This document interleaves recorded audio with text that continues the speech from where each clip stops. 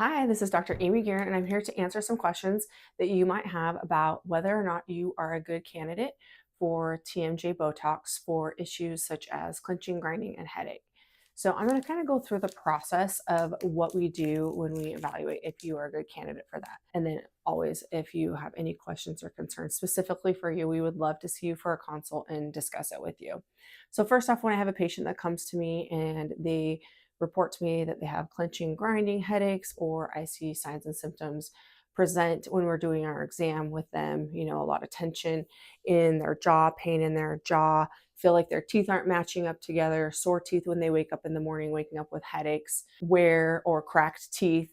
Then we want to consider like what kind of treatment options are good for treating that TMJ. Now, there are a multitude of treatments that we go through and recommend. But this is just one of the services. So specifically for this, what we will do is I do an examination where I find out exactly what their problems are.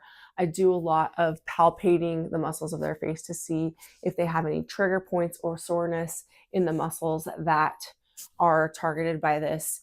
And from that determination, we see if they're a good candidate for it.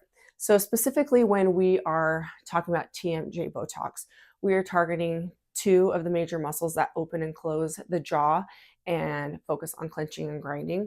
So that would be the masseter muscle and the temporalis muscle. So the masseter muscle runs along your cheekbone, zygoma, and along the lower border of the mandible. It's a big fat muscle that kind of goes down like this. In fact, I'm going to kind of draw on my face so you can kind of see it goes along the jaw right here and down here.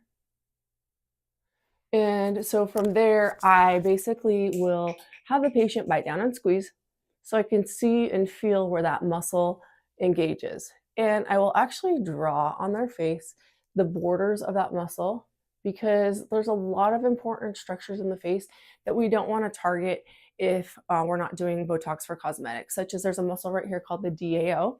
What that does is it's responsible for pulling down the corners of your mouth when you're frowning. And if we hit that when we're targeting TMJ Botox, then the patient can get kind of a droopy smile, which we don't want to target in this specific incidence. And then we also target the temporalis, which attaches to the zygoma here.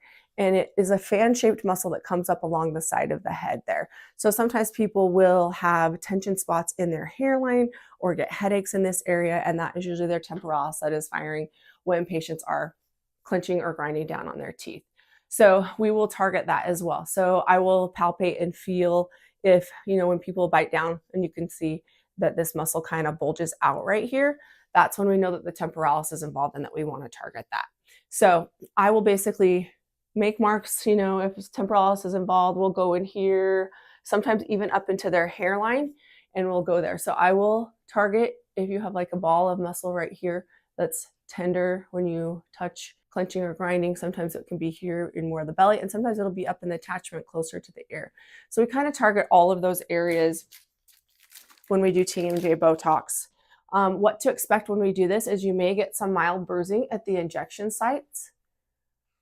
When we're doing it, it's relatively not painful. Sometimes if we hit a certain spot that's like a trigger point, you'll get almost like a little zing in that area. But sometimes you'll actually feel almost immediate relief because it has a dry needling effect when we go in and we poke those muscles.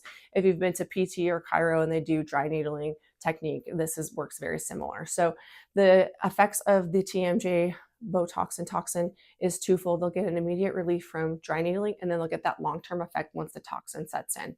Patients want to know how long it lasts.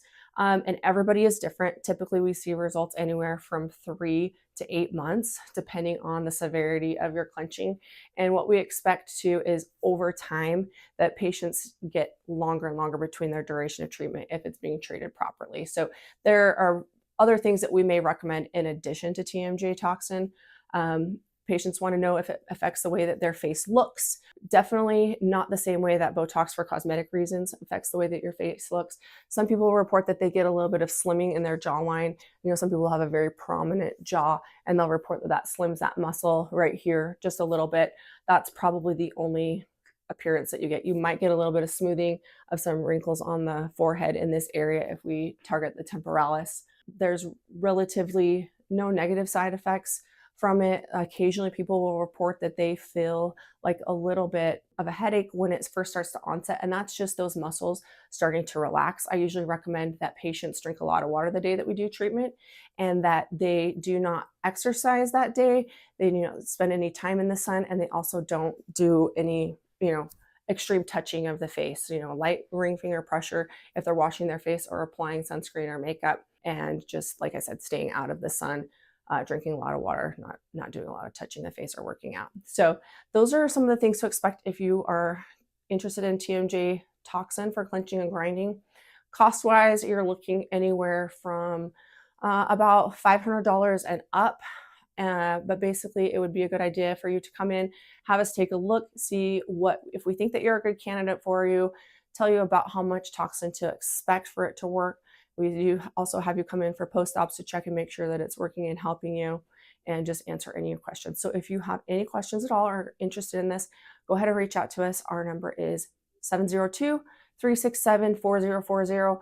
I would love to help you with this if this is something that could affect you. It has been life-changing for a lot of our patients that have chronic clenching and grinding. So let us know.